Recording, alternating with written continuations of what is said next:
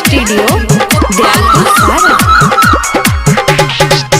कोइलरा बोलतावे निमिया गछिया डोलतावे। कोइलरा बोलतावे निमिया गछिया डोलतावे। भोरे भोरे मानवा में भगती रस घोलतावे। फूटल किरनिया अजोर हो गई। फूटल किरनिया अजोर हो गई। ए माई हो कुकु कुकु बोले ले कोयलिया की जागी मैया भोर हो गई। ए माई हो कुकु कुकु बोले ले कोयलिया की जागी मैया भोर हो गई।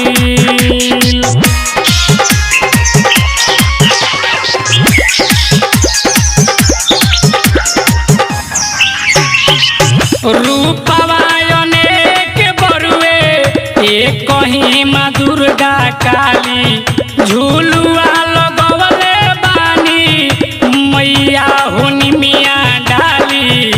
मैया हुनी मिया डाली। रूपवायने के बरुए एक कहीं माँ दुर्गा काली। झूलुआ लगवले बानी मैया हुनी मिया डाली। गौआ नगरिया में शोर हो गई। गौआ नगरिया में शोर हो गई। ए माई हो चू चू चू चू बोले ले चुचुइया की जागी मैया भोर हो गई।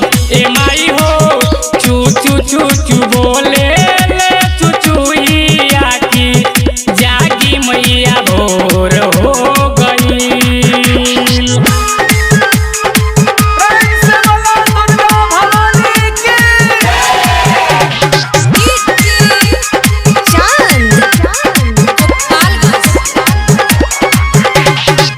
सेवका इंद्रजीत लाला लैले अरहुल के माला।